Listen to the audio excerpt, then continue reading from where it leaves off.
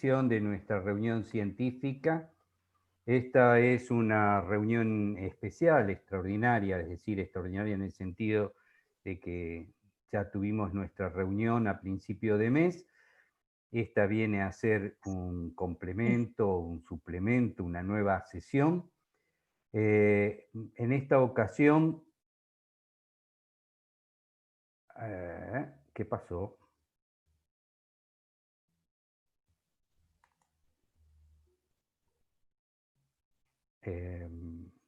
Sofi,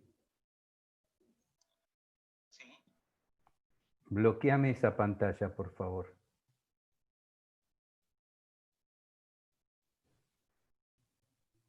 Entiendo que es tu computadora. A ver. No, no es mi computadora, no.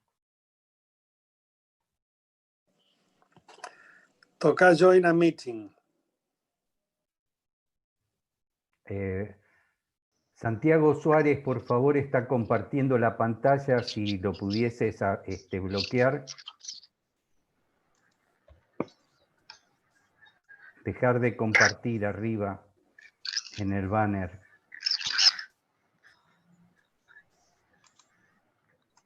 Gracias. Bueno, disculpen la interrupción. Les estaba diciendo que gracias a la colaboración del laboratorio Novo Nordisk, hoy vamos a profundizar en un tema tal vez poco conocido por el común de los médicos, entre los cuales me incluyo. Vamos a dar comienzo entonces.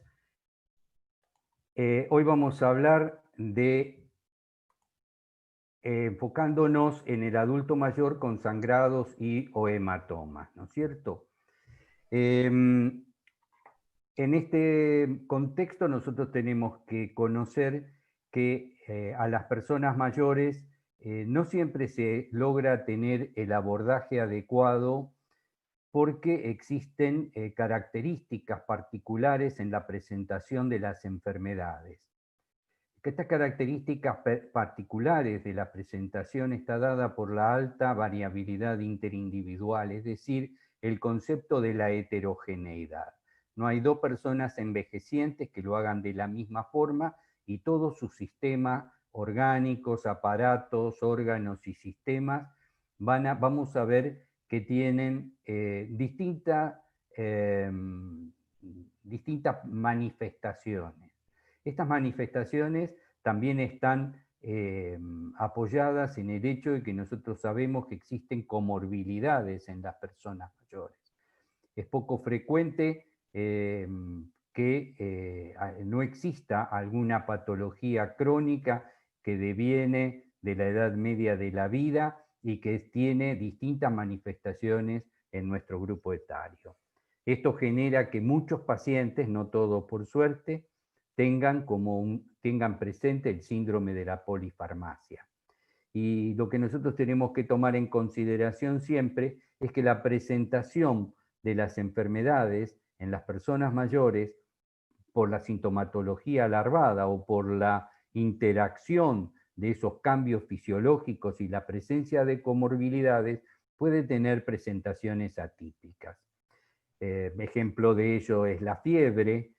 Fíjense que incluso en esta epidemia de la COVID estamos hablando que la fiebre no es el síntoma predominante en las personas mayores. La presentación frecuentemente se hace a través de una pérdida de la capacidad funcional y por eso la importancia de lo que dentro de unos momentos nos va a hablar la doctora Murgieri, que es de la valoración geriátrica integral. Son frecuentes las complicaciones clínicas precisamente por ese proceso de modificación y esa pérdida del equilibrio homeostático característico de las personas mayores. Existen múltiples causas para un mismo síntoma. Esto es la base de la definición del síndrome geriátrico y que nosotros en geriatría identificamos como ese fenómeno del iceberg. El síntoma es la manifestación emergente de un conjunto de cambios fisiológicos y de trastornos patológicos que pueden generar la aparición de ese síntoma. Y muchas veces vamos a ver que la presentación de las enfermedades se hacen precisamente por la aparición de un síndrome geriátrico, lo cual dificulta notablemente el diagnóstico. Por supuesto que si hay un grupo etario en donde los factores ambientales y sociales tienen influencia, va a ser en el grupo etario de las personas mayores. Y por supuesto, por último, tenemos una frecuente tendencia hacia la gravedad, la muerte, y todo esto condicionado por el concepto de la fragilidad, ese síndrome biológico de cambios homeostáticos que pone a la persona mayor en un mayor riesgo de vulnerabilidad frente a situaciones estresantes como puede ser una patología.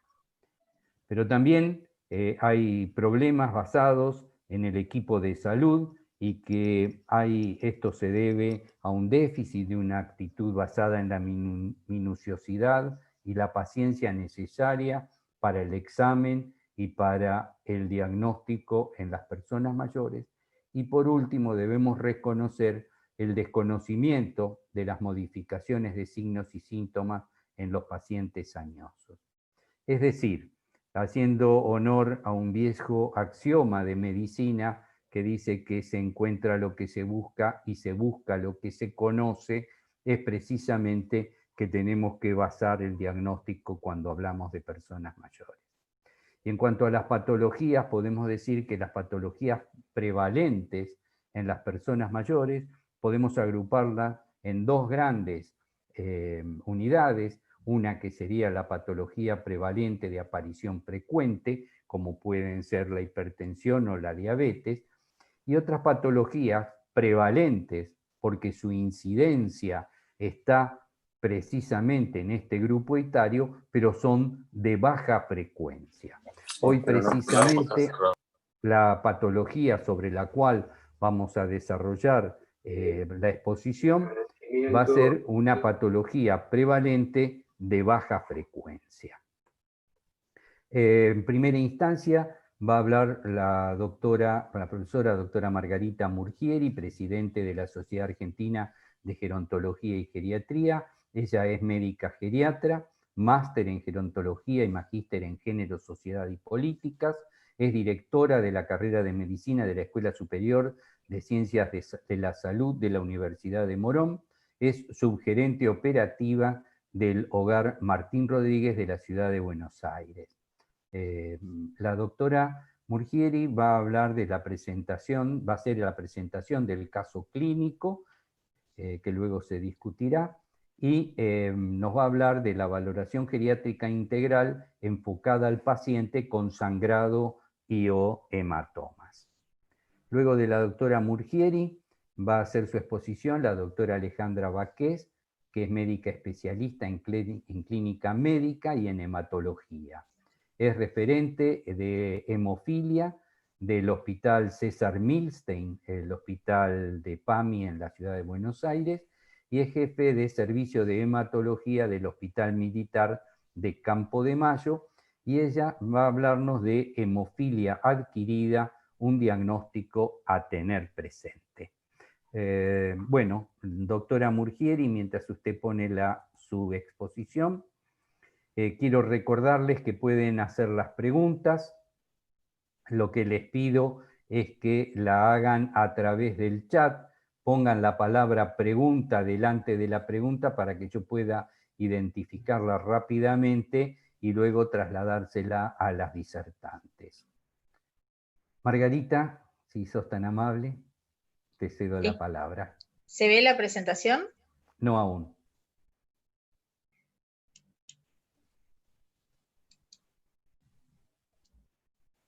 Les reitero el pedido que les hice hace un rato. Por favor, silencien sus micrófonos. Nuestra colaboradora, la señorita Sofía, los ha silenciado, pero veo que algunos se han vuelto a conectar con el audio. Les pido porque los ruidos son realmente molestos a la hora de poder manifestar la disertación. Fíjate, ¿Sí? porque yo puse compartir pantalla. Ahora sí. Ahí está. Bueno.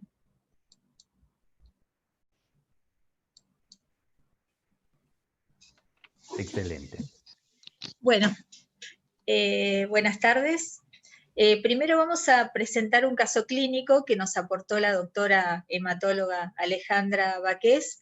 Creo que este es empezar un camino hacia la hematogeriatría, porque, bueno, no es el primer tema que vamos a tratar, o sea, sí este año, pero nos parece que hay muchos temas relacionados con hematología y con los adultos mayores, o sea que esto podríamos profundizarlo más. Y como decía el doctor Nemerovsky, también somos nosotros muchos de los que en algún momento no pensamos en estos pacientes. Entonces, bueno, vamos a ver este caso clínico primero y después vamos a ver cómo hacer la valoración geriátrica integral en este tipo de pacientes. Bueno, AJC es un paciente de 76 años, sexo masculino, ingresa al servicio de urgencias derivado de cardiología por hematomas espontáneos en febrero del 2019. Como antecedentes, había realizado múltiples consultas por hematomas espontáneos en los últimos 12 meses. Acá tenemos que prestarle atención a esto justamente. El médico de cabecera los desestimó. Muchas veces hay pacientes que concurren por hematomas espontáneos y bueno, uno les dice seguramente la fragilidad capilar, la edad, algunos están tomando aspirinas o antiagregantes y uno desestima que puede haber una patología grave detrás de esto. Hipertensión reciente por lo que es derivado a cardiología, no toma antiinflamatorios, no está antiagregado ni anticoagulado. Laboratorio de ingreso al hospital, hematocrito 37%, hemoglobina 12,9 gramos por ciento, plaquetas 500.000, glóbulos blancos 11.700, tiempo de protrombina 87%, KPTT 102 segundos. Acá tenemos unas fotos de este paciente y sus hematomas, sus equimosis.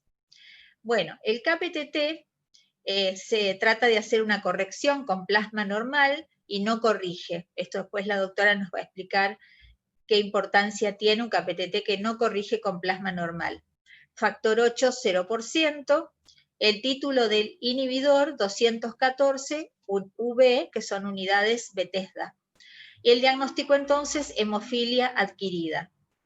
Inicia a las 24 horas del ingreso meprednisona, 1 miligramo por kilo día, después se le agrega factor 7 activado recombinante, después también la doctora nos va a explicar, 90 microgramos por kilo de peso cada 24 horas, total 16 días.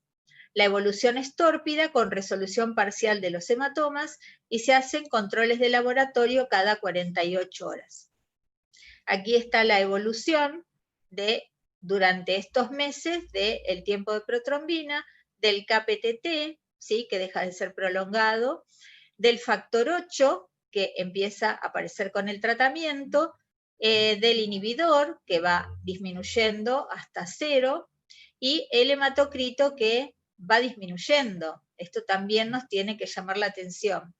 Se realiza veda y videocolonoscopía, que son negativos, al ingreso, TAC de tórax, abdomen y pelvis con contraste endovenoso.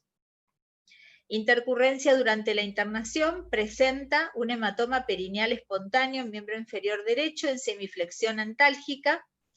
El paciente, bueno, es diabético, hipertenso y presenta insuficiencia renal. Y en la TAC de abdomen y pelvis aparece una imagen heterogénea de bordes irregulares de 167 milímetros por 125 milímetros por 128 en el músculo psoas derecho. El día 14 de meprednisona se agregó ciclofosfamida, 1 miligramo por kilo de peso, y a 30 días del ingreso rituximab. El paciente presenta registros febriles, se pancultiva, se aísla Klebsiella pneumoniae. Aquí estamos en el día 41 de meprednisona, día 28 de ciclofosfamida y una dosis de rituximab. La tomografía computada, aparece el hematoma en el psoas, cuyo diagnóstico diferencial es presentar un absceso en el psoas, ¿no? El paciente tenía registros febriles y además está con inmunosupresión. 21 días se le coloca el factor 7 activado, 90 microgramos por kilo de peso por día, antibiótico terapia según infectología con ceftriaxona y imipenem, y controles de tomografía cada 15 días informaban progresión de la imagen en el psoas. Se toma decisión de mantener conducta expectante, el paciente se encuentra afebril por 10 días con cultivos negativos, se reduce el tratamiento inmunosupresor. 4 meses posterior a su ingreso, se da el alta con indicación de rehabilitación. Controles cada 30 días, manteniendo erradicación del inhibidor, deterioro del estado general, y en 3 meses el paciente presenta pérdida de 15 kilos de peso y se decide reinternación para nuevo screening. 6 días de ingresado, el paciente comienza con fiebre y deterioro cognitivo y fallece.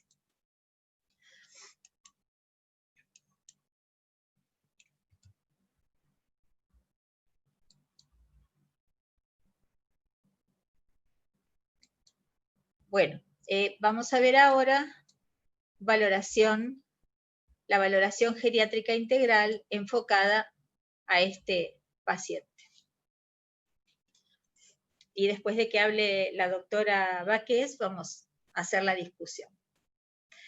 Bueno, como decía el doctor Julio Nemirovsky, y como decía al comienzo, en las primeras filminas que pasamos, es una urgencia diagnóstica y es una urgencia terapéutica.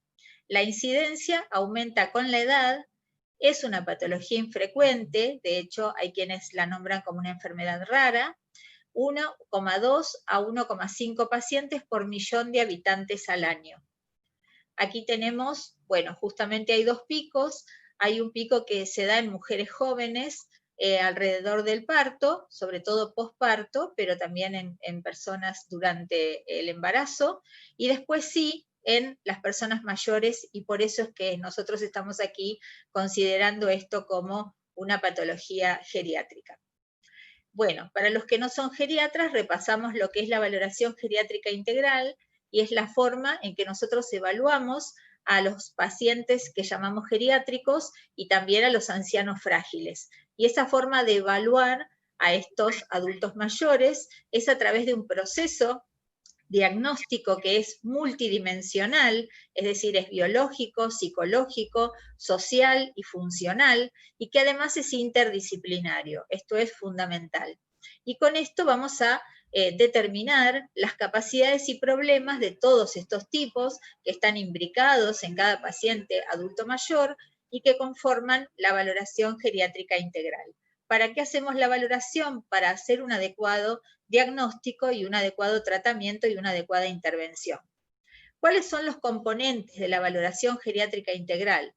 Bueno, los componentes son muchos, pero lo importante es que nosotros en estos casos tenemos que enfocarnos principalmente en los que son los síntomas actuales y su impacto funcional, las comorbilidades de distintas enfermedades que aparecen en este grupo de pacientes, principalmente también la polifarmacia o los medicamentos que estos adultos mayores están tomando, no solo medicamentos recetados, sino medicamentos de venta libre u otros. La valoración funcional, la valoración social. La valoración cognitiva, bueno, lo más importante lo remarqué en rojo, pero todo es importante, la valoración afectiva, la valoración de marcha y equilibrio, porque no es lo mismo un paciente que tenga hematomas o equimosis o sangrados si se está cayendo, por ejemplo. Las caídas es un síndrome geriátrico muy importante para nosotros. La valoración nutricional tampoco es lo mismo. Y dentro de todo esto, fíjense ustedes también valoración de abuso y maltrato, porque tampoco tenemos que dejar de lado que un paciente con algún tipo de hematoma o equimosis, a lo mejor en los brazos, también puede estar sufriendo abuso y maltrato. Por eso siempre nosotros hacemos esto que es la valoración geriátrica integral, que realmente es larga, no es para una sola consulta, pero que debemos hacerla porque es la única forma de llegar integralmente a diagnosticar y a tratar un adulto mayor. En relación a la fragilidad, que también había mencionado el doctor, es muy importante porque los adultos mayores frágiles son particularmente susceptibles a este tipo de padecimientos, como la hemofilia adquirida, pero además también son muy sensibles a los tratamientos. O sea que, por ejemplo, estos tratamientos de los que nos va a hablar la doctora, también es importante que puede traer efectos adversos y pueden, tener más dificultades cuando son pacientes frágiles. Esta fragilidad, o pacientes también llamamos de alto riesgo, no es solamente de alto riesgo de fallecer, sino también alto riesgo de volverse dependientes. La fragilidad altera los distintos dominios de la valoración que mencionamos recién y además predice mortalidad.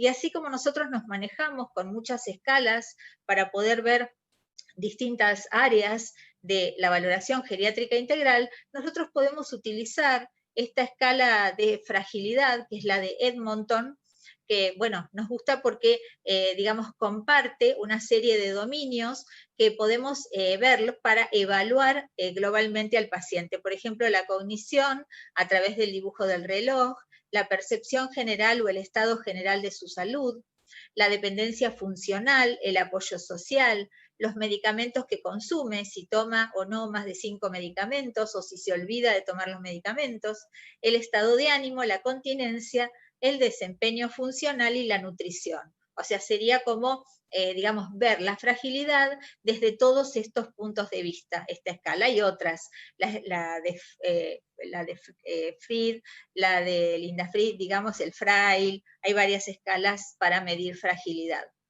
Bueno, y decíamos entonces que tenemos que ver las comorbilidades. Las comorbilidades, bueno, tendremos que ver todas las enfermedades que presenta este paciente nuestro, pero principalmente estas, porque estas son enfermedades que van a estar relacionadas con la hemofilia adquirida. Por ejemplo, enfermedades autoinmunes, como el lupus eritematoso, la artritis reumatoidea, la esclerosis múltiple, la miastenia gravis también, enfermedades dermatológicas como el pénfigo vulgar, el asma, alergias graves, enfermedad inflamatoria intestinal, los pacientes trasplantados, enfermedades oncohematológicas como la leucemia linfoide crónica, el linfoma no-Hodgkin, el mieloma múltiple, la macroglobulinemia de Waldenström, y neoplasias sólidas, muchas, pero las más frecuentemente asociadas a hemofilia adquirida son el cáncer de próstata, de pulmón, de colon, de mama. Las infecciones como las hepatitis B y C y la sepsis. Como esta patología es infrecuente, hay algunas presentaciones de casos clínicos, algunos papers donde hay un caso clínico descrito, y por ejemplo, había, uno que encontramos en estos días sobre un paciente con tuberculosis que a la semana de tratamiento antituberculoso desarrolla una hemofilia adquirida, o sea que tanto la tuberculosis, que es una infección, como fármacos que vamos a ver ahora, también pueden desencadenar una hemofilia adquirida. Tampoco hay tanta experiencia, no hay tanta casuística en este tipo de casos. Y también un caso publicado, un paciente con una sepsis de origen abdominal, que también de repente empieza con sangrado y era también una hemofilia adquirida. O sea, como decimos siempre y tratamos de transmitir en el día de hoy, es algo para pensar justamente. Bueno, en este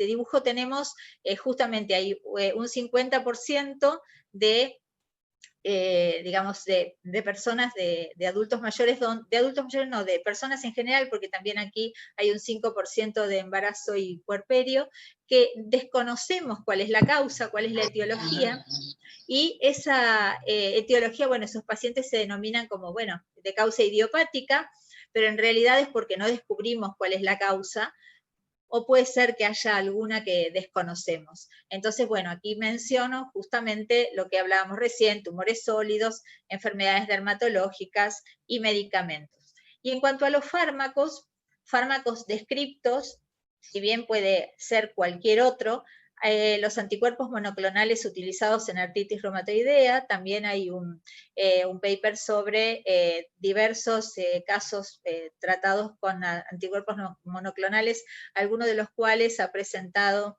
hemofilia adquirida, antibióticos como la penicilina, la ciprofloxacina y las sulfas, fármacos inmunomoduladores como el interferón, psicofármacos como la fenitoína y el suclopentixol, pacientes en tratamiento con antiagregantes como el clopidogrel.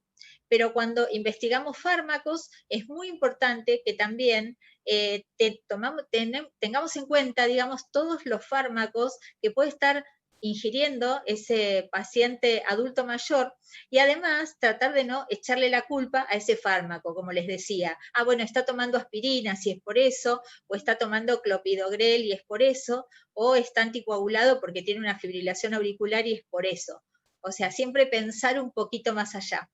Y pensar siempre en un medicamento recientemente recetado. O sea, está tomando algo nuevo y bueno, tal vez no está descrito que ese medicamento nuevo pueda ocasionar una hemofilia adquirida. Entonces, siempre pensar en ese medicamento recientemente recetado como causa probable. Según la presentación, estos pacientes van a ser atendidos en atención primaria o en urgencias. En atención primaria, los que tienen equimosis o anemias a causa de un sangrado crónico o púrpura, y esos pacientes en general son los subdiagnosticados, como en el caso clínico, donde este paciente estuvo 1 año sin tener diagnóstico de hemofilia adquirida. Y el que tiene un sangrado masivo, un sangrado más importante, ese paciente es el que va a concurrir a urgencias, y los problemas y las limitaciones que tenemos en los servicios de urgencia son que en general no se hace una valoración geriátrica integral, en general la valoración es unidimensional, es breve, es más rápida y es más enfocada a la urgencia, y entonces no se hace todo el diagnóstico de la valoración que nosotros tratamos de hacer en los adultos mayores, y evitar el nihilismo terapéutico, es decir, el no hacer nada porque es viejo, porque tiene 80 años, esto del viejismo, porque seguramente es un tema de la medicación que está tomando. Nuestros objetivos van a ser entonces controlar el sangrado, erradicar el inhibidor, que nos va a ayudar Alejandra con esto, identificar los trastornos subyacentes, cuestiones éticas sobre hasta dónde llegar con la investigación de la causa subyacente. Este paciente había perdido 15 kilos de peso, bueno, hay que estudiarlo y a lo mejor tratar de encontrar otro tumor en alguna otra parte, bueno, hasta dónde y a qué paciente vamos a estudiar y cómo. Evitar procedimientos invasivos como colocación de vía central, sonda vesical, biopsias, que muchas veces eso se hace ya de primera intención cuando llega el paciente a la guardia y eso genera más sangrado. Recordar que nuestros pacientes suelen ser pluripatológicos y están con polifarmacia normalmente, y trabajar en equipo interdisciplinario. El primer desafío es entonces pensar en esta enfermedad, y otros desafíos son, junto con el hematólogo, evitar la muerte por sangrado o por infección. Y también otro desafío que tenemos para ciertos pacientes, como este que es diabético, pensar si a este paciente que va a necesitar a lo mejor un antiagregante, ¿qué hacemos? Porque por ahí chocan, digamos, las terapéuticas. Bueno, muchas gracias.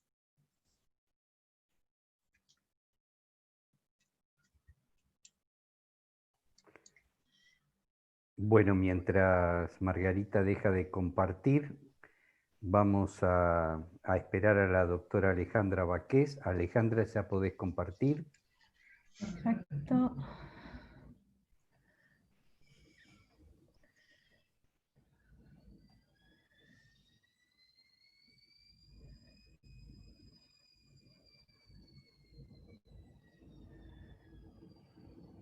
No sé si ahí se ve bien la pantalla. Perfecto, perfecto. Bueno, quiero agradecerles a todos por darme la oportunidad de compartir mi experiencia, por tomarse el tiempo para escuchar. Y bueno, y a la Sociedad Argentina de Geriatría, que la verdad que también quisiera felicitarlos porque es muy importante el trabajo interdisciplinario. Nosotros estamos acostumbrados a trabajar cada uno en su área, pero como vamos a ver, esta patología, a pesar de que la tratamos los hematólogos, es una patología que es patrimonio de los adultos mayores. Entonces, ya para empezar, podemos definir a la hemofilia adquirida como un desorden autoinmune que está caracterizado por la generación de anticuerpos dirigido contra el factor 8. esta enfermedad, al ser autoinmune, la característica principal es que se presenta en pacientes sin antecedentes previos de sangrado o de enfermedad hematológica. Es de baja frecuencia, aunque nosotros pensamos que está subdiagnosticada, un poco más adelante vamos a ver este tema. Y simplemente para darle un marco a lo que les había comentado de que es una enfermedad autoinmune, la etiopatogenia son anticuerpos que son principalmente anticuerpos de tipo IgG, que se unen a los epitopes del factor 8, principalmente a la cadena liviana y a la cadena pesada A2 y C2, y tienen una característica que es más interesante para los bioquímicos o para los especialistas, que es una cinética de tipo 2. Ustedes pueden ver que hay un gráfico remarcado con un recuadro rojo, y ustedes ven una línea, como una recta.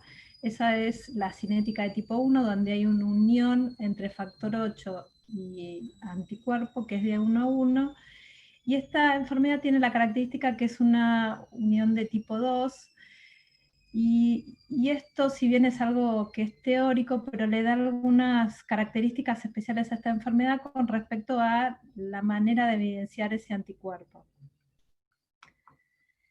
Entonces, como dijimos, al ser una enfermedad que se presenta en pacientes sin antecedentes hematológicos, lo habitual es que las primeras consultas sean fuera del ámbito del especialista en trastornos de coagulación, y esto, sumado al hecho de que es poco frecuente, nos genera el principal problema, que es la demora en el diagnóstico. Yo les voy a comentar esta sí que ACH2, ese es el registro de la Unión Europea, son los registros más mencionados porque tienen mayor volumen de pacientes. Ellos reportan para la Unión Europea una media de diagnóstico desde que el paciente empieza con una evidencia de sangrado hasta que se hace un diagnóstico de 3 días. Este es otro trabajo, este es un trabajo de un único centro en Barcelona, donde ellos reportan que tienen una media de demora de diagnóstico de 19 días. Y cuando van un poco más allá y se fijan cuáles son las causas que generó la demora del diagnóstico, me pareció importante traérselos y compartírselos, porque si vemos, casi un 60% de los pacientes que consultaron por sangrado se atribuyó a medicación anticoagulante o antiagregante. Sabemos que es algo en nuestra población, en el mundo occidental, casi un 10, un 15% de la población está bajo algún tipo de tratamiento anticoagulante. Por lo tanto, no es raro que tengamos pacientes que estén tomando esta medicación y nos consulten por hematomas.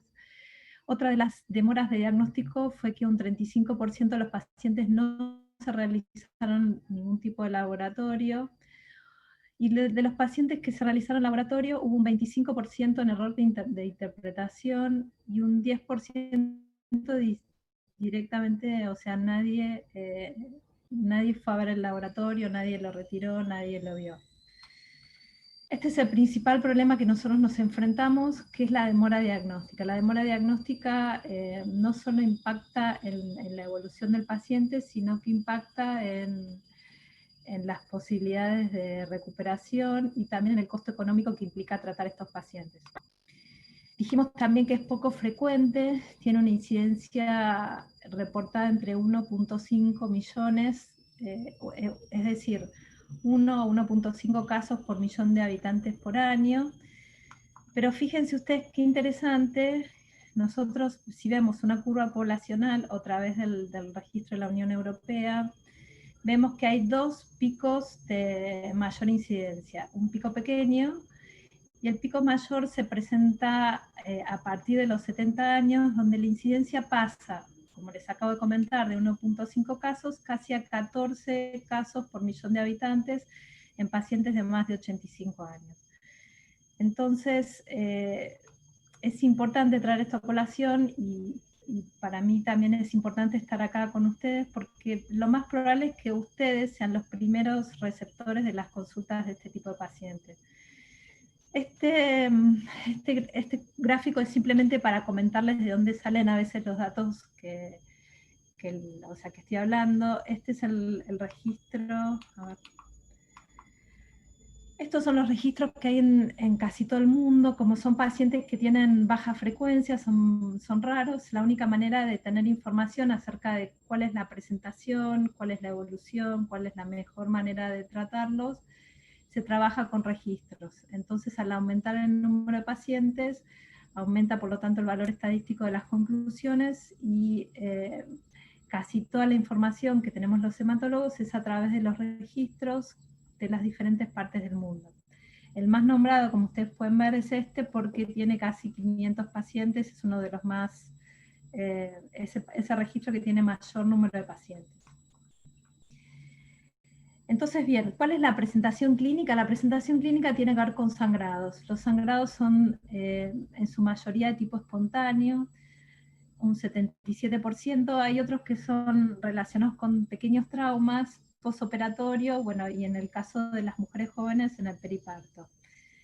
La presentación de los sangrados, como ustedes pueden ver en esta paciente, es severa, pero hay un grupo de pacientes que tienen sangrados mucho más moderados. El 66% se presenta con un sangrado único y un 33.5% tienen más de un sangrado, con una media de evolución de 28 días. La localización de los sangrados es principalmente subcutánea, es decir, hematomas, y un 31% en mucosas. Ahora bien, si nosotros pensamos, si ustedes piensan cuáles son la patología que reciben más consultas con respecto al sangrado, van a ver que la mayor parte de las hemorragias que tienen los adultos mayores son hemorragias que tienen que ver con piel y mucosas, que pueden ser hemorragias digestivas, epistaxis, hematomas de piel, sangrado muscular y a veces síndromes anémicos que pasan como ya sea carencial o por falta de buena absorción. La diferencia que tiene principalmente esta enfermedad es que sin tratamiento y sin detección tiene una alta mortalidad, y que puede llegar a ser hasta el 40% cuando los pacientes no reciben tratamiento. Por otro lado, no es lo mismo tratar un pequeño hematoma que un hematoma, como vieron, extenso en el cuerpo, porque es totalmente diferente, es como escalar una montaña chiquita, escalar un Everest. Los recursos humanos, recursos económicos que uno necesita para tratar ese tipo de hematomas son mucho mayor. Por lo tanto, creo que lo que más me gustaría enfatizar es la importancia de diagnosticar lo más temprano posible este tipo de patologías, porque es digamos, la mayor chance que estos pacientes se recuperen ad interim. Este es un algoritmo diagnóstico, es el algoritmo diagnóstico recomendado para los hematólogos por referentes en el tema. Lo vamos a ver con un poco más simplificado para no complicarlos tanto.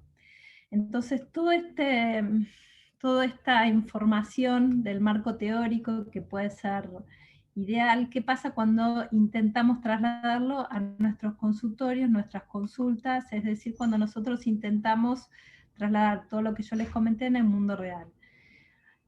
A mí me gustaría simplificárselo lo más posible para que sea lo más práctico y que cuando estén enfrente de estos pacientes tengan herramientas como para pensarlo y diagnosticarlo.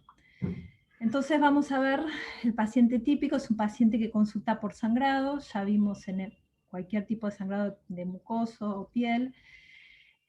Lo aconsejable es pedir un laboratorio básico de coagulación. El laboratorio básico de coagulación es muy accesible en costo, y hay un sinnúmero de laboratorios que lo realizan en forma rutinaria. Nosotros hacemos foco principalmente en el APTT. El APTT, a pesar de que muchas veces está alterado, la mayoría de los médicos, por una cuestión yo creo no sé, de falla en lo que es la interpretación o falla en algún punto de la educación, siempre se hace más foco en lo que es el tiempo de protrombina, y a veces el laboratorio con el APTT prolongado o alterado pasa desapercibido. La APTT es extremadamente sensible para lo que es la vida intrínseca, y se considera que es alterado cuando tiene valores de referencia por arriba del 1.5 a 2 de lo que es, se considera para ese laboratorio. Nosotros tenemos informado el valor del paciente y si ustedes se fijan, por lo general en el costado del margen derecho, hay entre paréntesis lo que se considera normal para ese laboratorio. Les hago esta aclaración porque para coagulación los valores de referencia cambian entre los diferentes laboratorios porque a veces dependen de la técnica, de los aparatos y de los reactivos.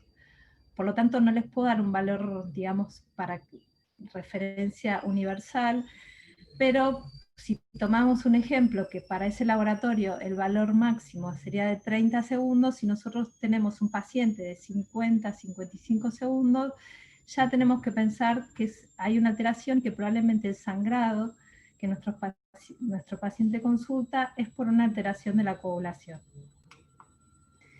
Entonces, con este APTT alterado, lo que por lo general se pide es una segunda prueba, que es una corrección con plasma normal. La corrección con plasma normal puede sonar como una cosa muy sofisticada, pero es algo extremadamente simple. También se hace en muchísimos laboratorios, simplemente hay que pedirlo o aclararlo, que es lo que uno necesita. La razón por la cual nosotros pedimos corrección con plasma normal es para, de alguna manera, verificar que hay un inhibidor. Nosotros tenemos un tiempo de protrombina, de CAPDT prolongado, es decir, que sabemos que hay un déficit de algún factor de la coagulación. Para diferenciar si nosotros tenemos un déficit de algún factor de la coagulación o si tenemos un anticuerpo que está bloqueando cómo actúa ese factor, lo que se hace es, se toma la mezcla, o sea, el plasma de nuestro paciente, y eso se lo enfrenta con una mezcla o con un pool de plasma de pacientes normales. Entonces, si nuestro paciente tiene un déficit, yo al mezclarlo con ese pool de plasma normales, le voy a corregir el déficit porque le voy a estar dando el factor que mi paciente tiene déficit. Si mi paciente tiene un anticuerpo, entonces si yo le sumo factor 8 o el factor deficiente, el anticuerpo va a hablar de los pacientes normales. Entonces, con esa simple prueba, que parece muy sofisticada, pero les repito que en costo es un costo bastante económico y es bastante accesible, con eso solo nosotros ya hacemos diagnóstico de una enfermedad autoinmune relacionada con la coagulación. Este es un algoritmo un poco más fácil de lo que les mostré al principio. Nosotros entonces tenemos un CAPTT prolongado, pedimos la corrección con plasma normal, como les comenté recién, si corrige tenemos un déficit de factores, y si no corrige, la primera causa es un inhibidor, sobre todo para el caso de sangrado. También puede ser en pacientes que estén hospitalizados el uso de heparina, y otra de las causas que no corrige es un inhibidor lúpico, pero en ese caso genera más trastornos trombóticos. El algoritmo de corrección es solo para que tengan en cuenta que existe, que hay un dato concreto de qué tanto corrige o no corrige con el plasma normal, y es una manera indirecta de cuantificar qué cantidad de anticuerpos contra el factor nosotros tenemos. Entonces, el diagnóstico es simple. Simplemente un paciente que consulta por algún tipo de sangrado, tenemos un CAPTT prolongado que no podemos explicar el origen, ya tenemos que pensar que estamos enfrente a una enfermedad autoinmune que tiene relación con la coagulación. La más frecuente de estas enfermedades raras es la hemofilia adquirida. Si nosotros tenemos la posibilidad de pedir una prueba de corrección con plasma, ya tenemos el diagnóstico de la hemofilia adquirida. El tratamiento entonces se hace todo al mismo tiempo. Si el paciente está sangrando, se trata los sangrados, se hace un plan para erradicar el inhibidor, y como nos comentó la doctora que me precedió, también buscamos a una enfermedad subyacente, que en el 50% de los casos nuestros pacientes se presentan con enfermedades oncológicas, reumatológicas, el uso de medicación, etc. Para erradicar el inhibidor, dijimos que era una enfermedad autoinmune, entonces se trata con una inmunosupresión. Estos son los esquemas que están recomendados. Hay diferentes discusiones en lo que es la especialidad, cuál es el mejor, si todos los pacientes se benefician con el mismo tipo de esquema. Para los fines prácticos de esta presentación, sepan que el tratamiento principal también es extremadamente accesible y son los corticoides. Corticoides a dosis de inmunosupresión, que es 1 miligramo kilo día, y eso uno lo va controlando con el KPTT. Es decir, empezamos con tratamiento inmunosupresor y vamos, por supuesto, monitoreando los sangrados y monitoreando el KPTT y el título de unidades Bethesda o el título de factor 8. El tratamiento de los sangrados son con agentes de bypass. Se llaman agentes de bypass porque nosotros tenemos un anticuerpo que está bloqueando uno de los factores de coagulación. Por lo tanto, si ustedes recuerdan de la facultad o de alguna vez que vieron el tema de lo que es la cascada de la coagulación son proteínas que se van activando en forma secuencial como un dominó.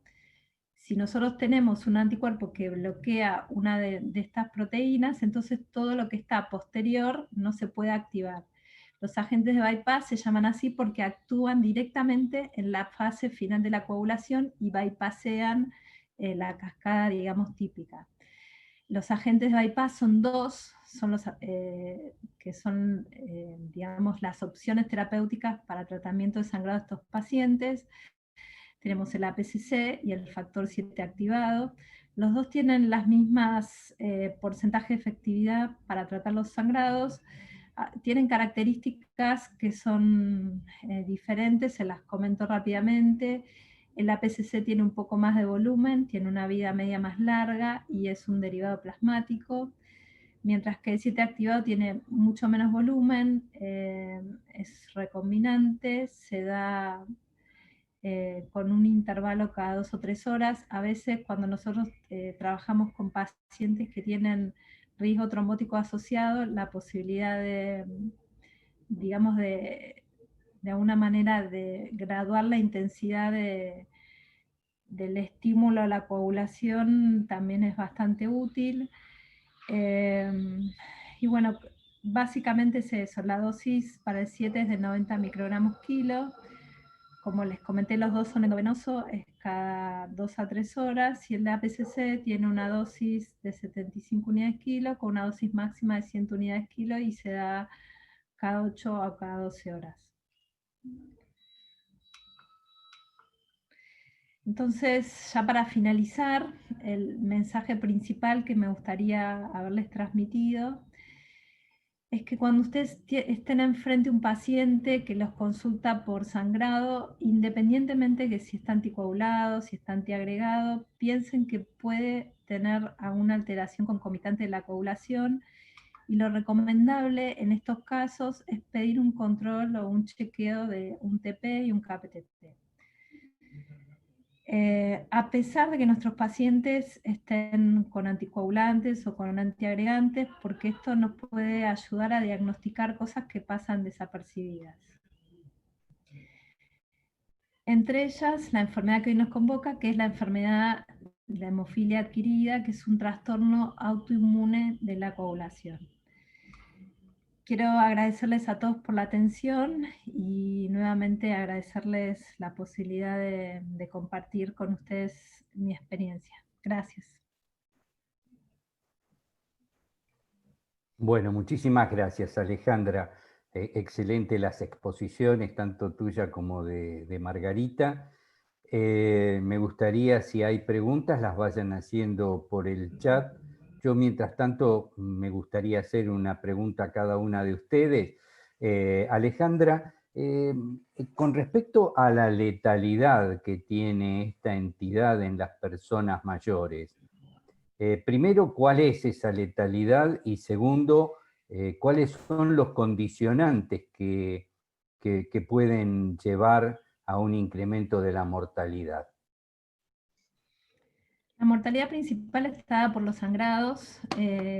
Al no ser diagnosticada, los sangrados no son sangrados que, o sea, uno no está tratando la causa de que originaran los sangrados. Por ejemplo, nosotros, a pesar de que tenemos una hemorragia digestiva, hay que darle corticoides, es la única manera de que deje de sangrar. Son enfermedades que son un desafío creo que para el especialista. La mortalidad está cercana al 40% y tiene que ver con todos los desafíos del sangrado, que sobre todo cuando se presentan a nivel muscular o a nivel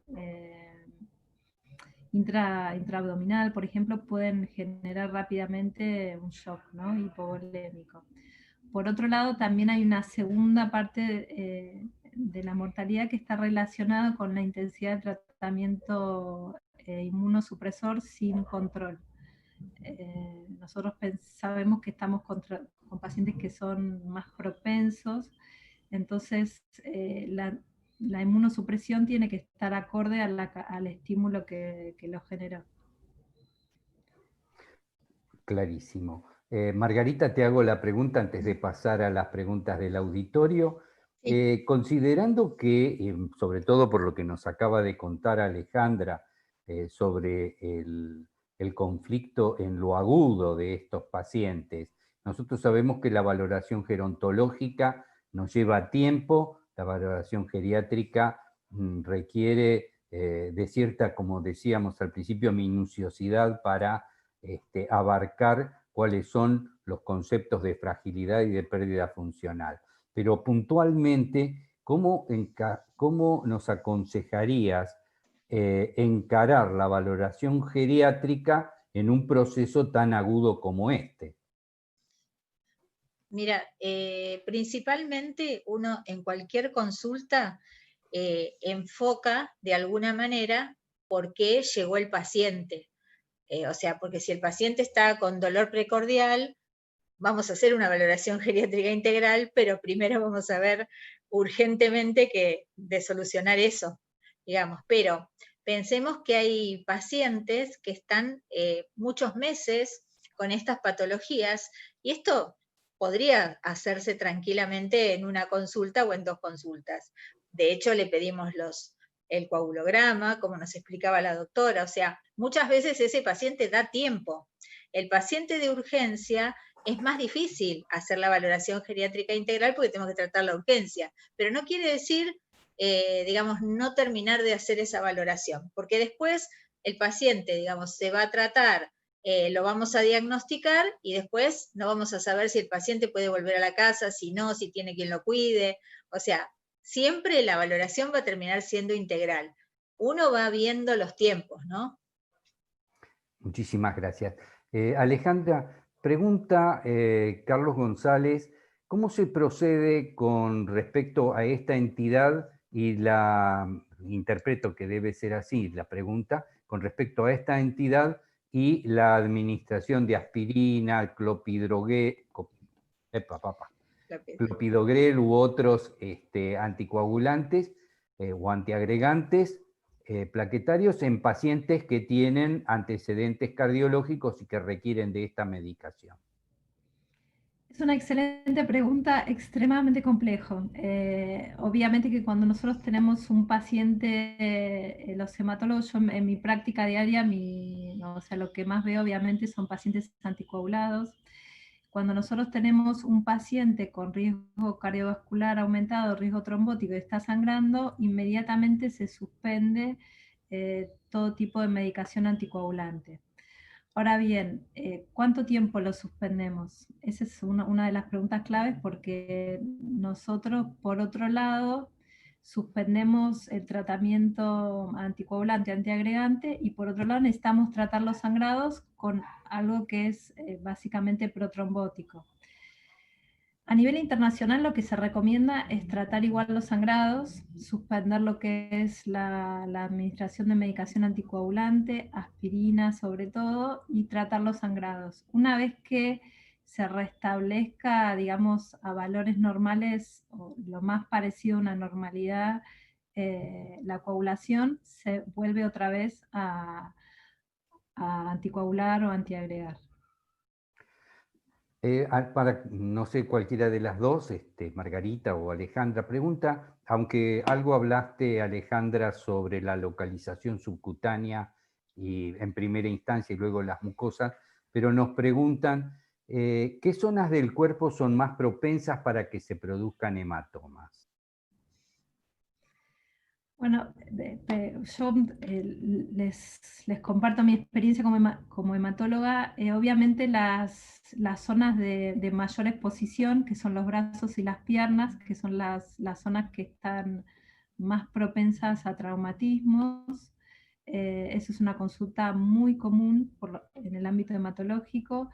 Y por supuesto que depende el tipo de hematoma, nosotros cómo lo vamos a jerarquizar. Yo también entiendo que hay veces que uno le toca mañanas que tiene que atender 20, 30 pacientes y a veces es complicado tomarse el tiempo para ver el tema de los hematomas, pero son hematomas que siguen un patrón de evolución totalmente diferente a los hematomas tradicionales. Es decir, en vez de ir evolucionando, van aumentando en superficie y tienen algún tipo de signos de flebosis y no tienen relación al trauma.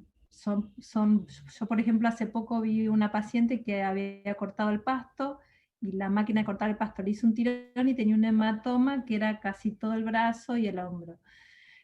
Son ese tipo de hematomas que no tienen una evolución que uno esperaría, digamos, que se retrotraigan solos a los 10, 15 días. Y muchas veces provocan un síndrome compartimental porque ese hematoma es tan grande que comprime vasos y nervios, por ejemplo en brazos o en miembros inferiores.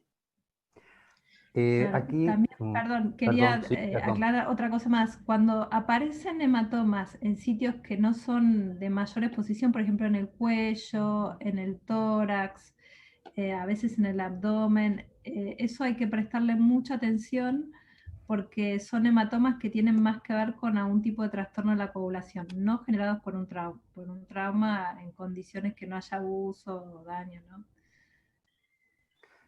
Un colega que trabaja en atención primaria, debe ser japonés porque se llama Huawei.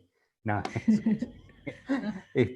pregunta, él dice que trabaja, o ella dice que trabaja en atención primaria y que si sospecha, bueno, la alteración del KPTT, etcétera, ¿qué podría hacer hasta tanto interviene el especialista?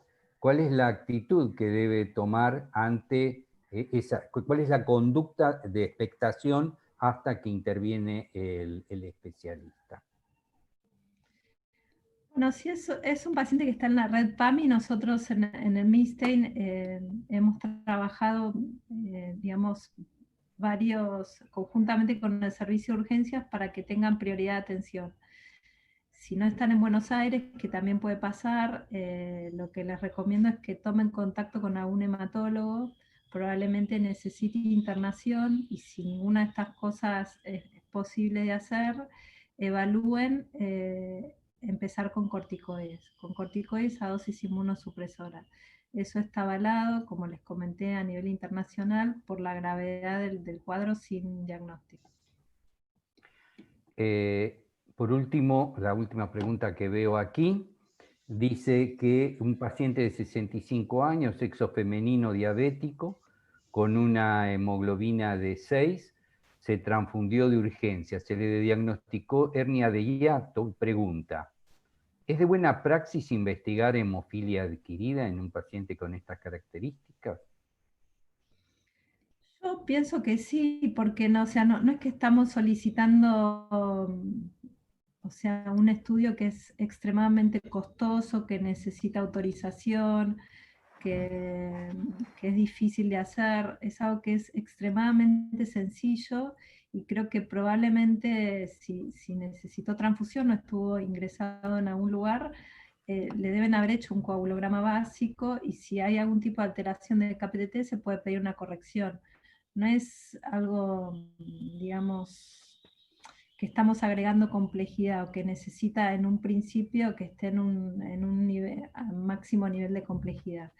Creo que la clave está en pensar este tipo de patologías y mirar lo que tenemos enfrente. Bueno, agradecen las respuestas. Por mi parte no encuentro más preguntas. Sí me queda como reflexión el hecho de que tener que pensar, ¿no es cierto?, en esta patología y en tantas otras que vamos a ir viendo, y que por no pensar, como dicen los chicos hoy, se nos escapa la tortuga. Perdón, hay una pregunta más que dice, hematomas en un paciente con alcoholismo crónico. Y ahí Supongo... ya es mucho más complicado porque, bueno, ya está todo alterada la coagulación de por sí, entonces ahí sí o sí necesita evaluación por un laboratorio, digamos, que tenga experiencia en trastornos de coagulación, porque está todo alterado. Bueno, si no hay más preguntas, recordarles que van a recibir los certificados por vía mail, es decir, a través del mail con el cual ustedes se han inscrito, y que en caso de algún problema para recibirlo o bajar ese, va a haber un sitio en nuestra página web para poder verlo, el certificado. Y con respecto a las disertaciones de las doctoras, a toda la presentación de hoy, va a estar también disponible, como todas las demás sesiones científicas de la Sociedad Argentina de Gerontología y Geriatría, en nuestra página web www.sagg.org.ar, y agradeciéndoles a todos, y les transmito que hay agradecimiento desde el interior del país y acá, por ejemplo, desde Perú, con lo cual nos enorgullece poder trascender nuestras fronteras. Bueno, gente, muchísimas gracias y los esperamos en el Congreso Argentino. Recuerden que el día 3, 4 y 5 de diciembre, 3, 4 y 5, ¿no, Margarita? Sí. 3, 4 y 5 de diciembre tenemos nuestro Congreso Nacional, que en esta oportunidad y por primera vez se va a hacer en forma virtual. Va a haber muchos disertantes, va a haber simposios y va a estar muy interesante, y la verdad que tenemos muchas expectativas puestas en ese encuentro. Nuevamente, muchísimas gracias.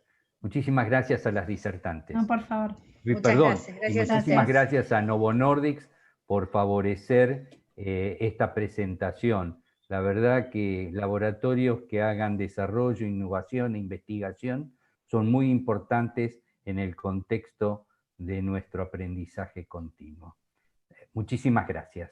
Gracias, muchas gracias. Gracias.